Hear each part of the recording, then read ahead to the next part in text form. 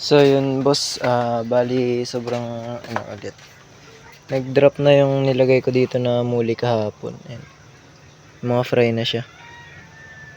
So yung gagawin ko na lang is ililipat ko na lang yung female dyan sa mga fry niya kasi nga hinto ko na ulit ang breeding niyan kasi ang bilis dumami ng muli. Ayun oh, problema ko na yun, dami. Ito, pinangaayos ko pa.